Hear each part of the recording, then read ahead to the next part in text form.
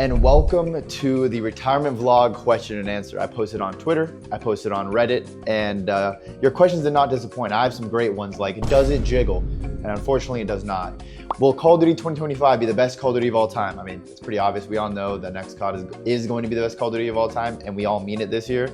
And also, can you wallbang that? And I don't know, maybe we'll have to put that to the test and see if you can wallbang that.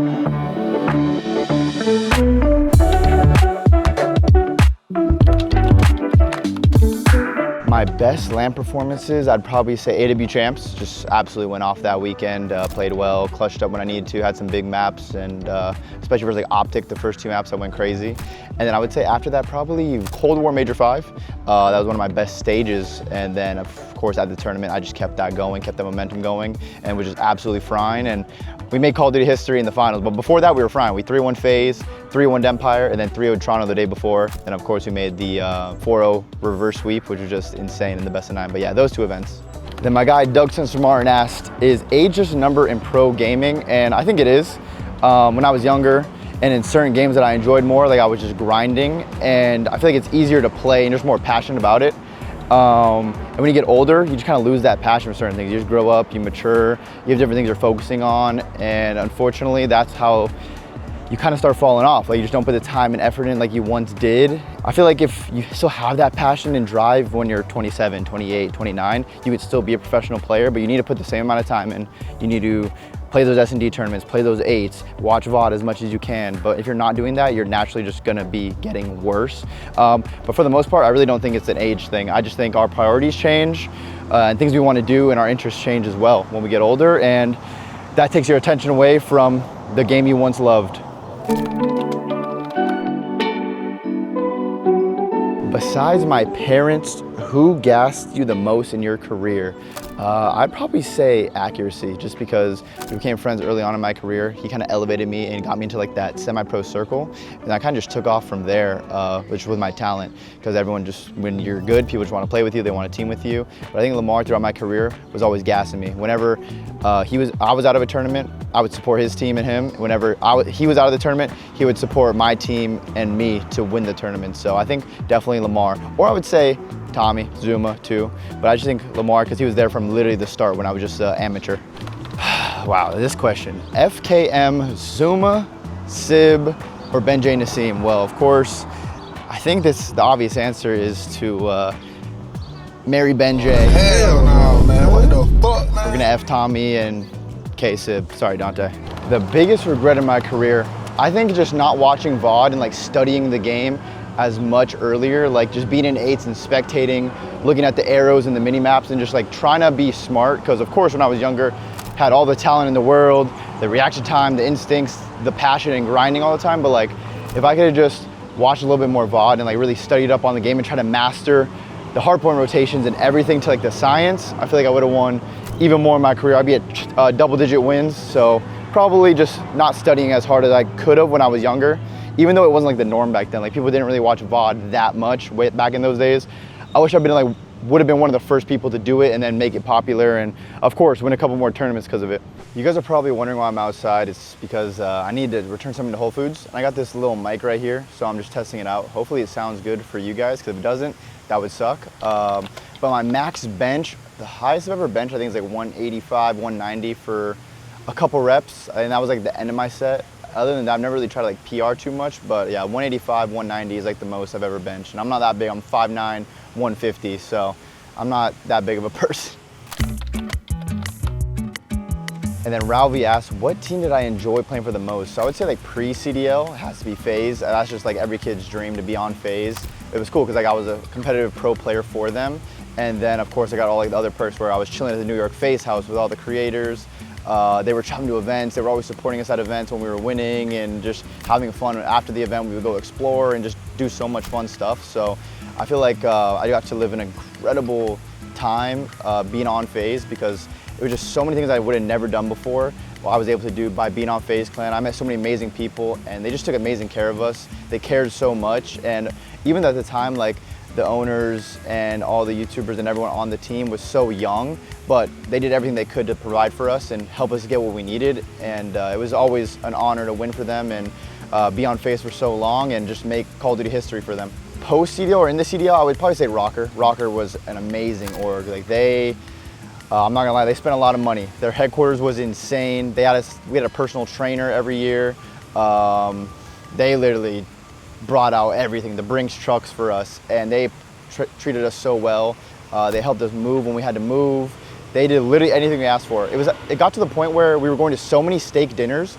I was like, guys, like, we're at an event, let's just go get something real quick to eat, and then we'll go prepare for the match tomorrow.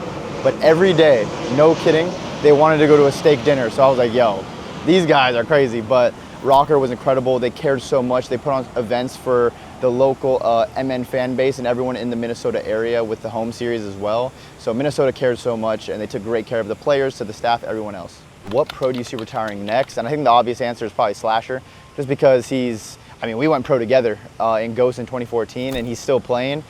So if he wants to compete, he still can compete, but I think he's like 30-ish. And he already has like a college degree and everything in robotics engineering, so he's not too stressed about having to figure something out after gaming. He's set whether he wants to stay in Call of Duty and work in the industry or go use his robotics engineering degree for whatever. But I think it has to be Slasher just because he's up there in age. And I know how it feels, like when the money's going down, you're not having too much team success, it definitely sucks. So you kind of want to experience new challenges in life, so I'd probably say Slasher. And the people that would be carrying the next generation, definitely Scrap. He's been doing an amazing job. His brand has been growing so much, constant streams, constant YouTube videos. Shotzi as well. I mean, Shotzi's pretty much the new face of the league. Like his streams are always popping. And then, it's kind of weird to say these people, like the people are getting a little bit older, like the Simps are getting a little bit older, the Dashies, who are still, to me, seem really young. I think Abizi's like a top 2 oldest SMG in the league. So this is crazy that they're becoming the veterans and old heads now, but those guys are still pushing the league forward and doing a great job, keeping people interested with their content. And Hydra, I would love to see like Hydra make some like videos or stream too, because he's just so damn good at Call of Duty. But I would say like those players are really the ones pushing the league forward and getting the new generation of viewers and supporters and fans interested in Call of Duty. So we're joined by a very special guest, but the most important person is actually Mosey. More important than us too. But yeah, I was just chilling. I was sitting down right there, and my guy pulled up on me. He said, yo, what's good, Attach? I was like, yo, I'm vlogging. And you had a very important question. Tell me what you asked, because they're going to love it. They're going to love it. I asked him, I was like, what's your thoughts on, the smokes not allowed in COD anymore? Like, that's insane. No, it is. It's the COD pros, man. The COD pros are GAing everything. Dude. You know what GAing means? The gentleman's agreements? Yeah, so like teams will agree not to use it. Wait, snipers aren't even allowed, right? Yeah, I heard that too. Snipers, that's crazy. It's not even, there's no strategy in this yeah. COD anymore. It's literally just like movement to see who snakes the best. Yeah, oh god. It's Celium snaking and stuff, It's not what it used to be. So Call of Duty Ghost, AW, he knows. He knows. Ghost had the best S&D ever.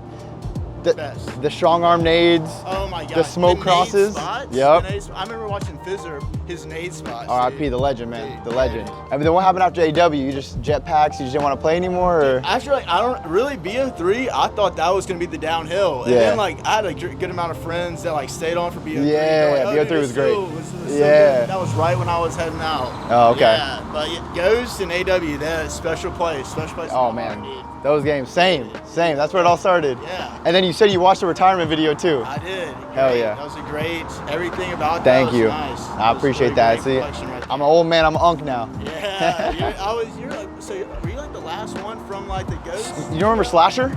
Yeah. Slasher's still playing. Of course. He's older than me, he's like 30. Okay. Yeah. Is that really it? Yeah, but that's it, pretty much. Well, you know TJ Haley? Yeah. He was super young. He was super young when I was playing. I know he was like the S&D guy. Yeah, TJ. And then right when I just started like checking back in, he was on like Optic for a quick minute. He knows, man. Yeah, you know everything. Heck This is OG right here. Yes, sir. Hell yeah. This is the best part of the Q&A, man. This is the best part. Yes, sir. Someone asked, can I call Celium? So we're FaceTiming MC right now. I think he might be scrimming though, honestly, so I don't know if he's gonna answer, but we're FaceTiming him. Let's see if MC answers. It's not looking good, chat. No, we're gonna record him a video. Don't worry, we're recording a video right now. MC, I just want to wish you the best of luck in scrims today, brother. I want you to win COD champs. You got this shit. Even though you retired me, you're still my guy. And I will see you next time we talk. All right, boom. And I had to get a little drink little fruit drink, trying to stay healthy out here. Someone asked, what was your favorite sports team / player? Growing up, well, still my favorite sports team, the Dodgers. That's really the only sport I really follow, baseball. I watch a lot of UFC and boxing too right now, but I don't really follow too many other sports. So favorite team is the Dodgers. Current favorite baseball player has to be my guy, Gavin Lux. Big COD player. We played some wagers, won some cash together, but that's my guy. And then also, of course, Shohei. Shohei's insane. My favorite UFC fighter, probably all time, probably say Khabib. And then boxer, all time probably Floyd Mayweather. Right now, I'd probably say Shakur Stevenson. So yeah, those are my favorite. Those are my sports and my favorite players or athletes. Kingdom asks, how hard is it to have a solid relationship while being a top pro gamer? I mean, it's definitely tough because you have to find someone that's gonna like understand the hours, and sometimes you're gonna have to move too, moving across the country and doing different things. So just finding someone that's understanding of that and knows what it goes into it, because you have to scrim so much, then you have to stream and create content, so you don't have the most time. But of course, when you have time, that's when you need to spend time with your significant other, the people you love, and make the most out of it. So of course, my girlfriend's very supportive, so she made it easy. She's always like helping me out and rooting for me. So yeah, it's honestly just about finding a good person that understands, because if they don't, then it is really tough, because I mean, you're just gonna be in war, an argument every day about you playing long hours on the video game and everything. We finally made it back home, and thank God I got my 10K steps in of the day. But I wanted to like switch up the vlog a little bit, or the Q&A a little bit, and just like take you guys some different locations. Let's get our steps in. It's a nice day in Texas, so before it gets too hot, we need to explore outside. And we met, you know, a dope supporter too. We used to be a OG COD player. But someone asked, favorite AR to use of all time in any game? I'm gonna have to honestly go with the Automaton from Vanguard. When I switched to an AR in that game, or Flex in that game, so I was using the Auto more, it kind of jaded me to what using an AR was like, because that gun was a do-it-all gun. You could kill up close, you could kill long range, and it was just a beam. It was so good, and so I kind of just started playing AR like that, just kind of doing whatever you want. But with the normal ARs, you usually have to like post up and iron a lot. With the auto, you're just slide canceling, challenging, getting mixy. And that's why I think I was so good in that game. But in other games in AR, I was just like, all right. So the auto, I think it kind of made me think it was insane. But no, playing an AR, that wasn't like a real AR. That was like a do-it-all gun. So it kind of messed me up in the future. Car Crazy asked, do you have a dream car? If so, what is it? Honestly, I'm not really too big into cars, so I don't really think I have a dream car. My dream car that I want to get next though, I want to get a used Honda Accord. So after the content starts doing well, the streams start popping off, the YouTube videos start doing well, I think I want to get a used Honda Accord, you know, a couple years old, like 2022, 2023, 2024-ish. So yeah, Honda Accord, man, all day. Brandon asked, are you going to join an org or stay in Cloud9? Well, I'm not in Cloud9 anymore right now. But I don't know, I don't really have any plans to join an org or anything. Maybe if it, in the future, if it works out, yeah, we'll make it happen. But for now, like, I'm just focusing on the content, trying to make some fun content. I'm not too worried about anything else right now, because if you're doing well and content is doing well, you'll get some offers and opportunities. So I'm just locking in on the content, gonna focus on the work, and yeah, go from there. Train Ride asked, how can 16-year-olds start to go pro? And hopefully you can go in depth with this, but I want to try and go pro in COD, but don't know how to go about finding scrims, having good internet. Do I need a PC, or can I make something happen from console? I would hope attached you can see this. Yeah, I mean, it's really unfortunate that there is the age restriction to compete at LAN events, because that helped me when I was younger. I was going to local LANs, which you can compete at any age of local LANs. You can go to MLG event, you just had to get like a parental signature. And I think that really like set me up and so many other younger kids up who are 14, 15, 16, and just able to compete already and have those repetitions in and make a name for yourself earlier. So I do hope the age restriction can be changed. I don't know if it ever will be, but I think that will help Call of Duty so much. It'll make so many people want to go play, because instead of having to wait till you're 18 to play, you just be younger and be able to go to these events and compete. But now everyone's, you know, playing Fortnite or playing other games and streaming, want to be a content creator or do IRL streams or stuff like that. So you would have so many players trying to go pro, because that's how it was back in the day. Every kid was trying to be a professional Call of Duty player. I would say to play as many online tournaments as you can, because there's no age limit there. If you're on console, I would just say make sure you're grinding ranked, you're trying to play scrims, play an online tournament, anything competitive, get into like the 8s, the subscriber 8s that the streamers host. Like I host it, I know Zoom has done some, I know Fellow does some. That's a great way to get your name out there. And then you can try to find like the U18 leagues as well. Or if you're able to go to any local LANs in your area, do that as well. And just kind of get your name out there as much as you can before you turn 18. So you have like that spotlight on you. Mayor asks, what happened on that MW2 Rocker team? You got top 3 with a round away from beating FaZe Major 2. The next event, y'all couldn't win a match, which led to you being dropped, then re-picked up. Was there any kind of tension in the team, or what caused the fall off? Yeah, that was weird because we got 3rd at that tournament, which we should at least got top 2. I mean, we choked a 4-1 lead in Game 5 versus FaZe. So if we win that, we win 2 more rounds, we're sitting in the grand finals. Because we had a pretty good run that event too. Like, we beat New York, we beat Optic. But yeah, we got home. We put our first match with New York Subliners online. I remember this. It was Fortress SND Game 5. I have like 11 or something. I went a crazy 1v1 versus Hydra to go round 11. Round 11, we just all lag out. No one does anything. And we end up losing that game. And after that, just kind of like a downward spiral of just everyone playing bad. I don't know, there wasn't really any tension on the team, but definitely once we were doing bad, we had Afro, Cammy, Bance, and they're all, well, Cammy and Bance were really good friends. Afro, Marcus is also from the UK, so they were closer as well. So they definitely like rounded up and then got me dropped, because anyone could have been dropped at that time on that team. But of course, when you have like players who like each other and want to work together better, they just kind of like did that. And then after they dropped me and they still weren't playing good, that's when Looney just stepped in like, bro, we're picking up Attach. They picked me back up, and I mean, we beat LAT, we beat Toronto, my first match back. It was the craziest week of my life. I flew to LA for XDefiant tournament, won the XDefiant tournament, got back on Wednesday. I think we played a match on like Friday and Saturday, and then we beat LAT and Toronto, the past 2 event winners somehow after like 1 or 2 days of practice. And I was playing ranked play the whole month before that. I was just playing ranked play, then I had the XDefiant tournament, and then I just got in the matches. So we win those 2 matches, go into the Toronto major and get top 3 somehow on LAN. That was probably the craziest month of my life. It was just insane to go from ranked play, XDefiant tournament, beat the 2 major champions, and then go to a tournament and get top 3. I was like, holy, I am insane. But yeah, that was definitely a movie year. Active ass, 100 attaches or 1 Grilla? I'm not gonna lie. Like, if it was 100 me's and we didn't care about anything versus 1 Grilla, but the Grilla was like in full rage mode, I'm probably getting smoked, I'm not gonna lie.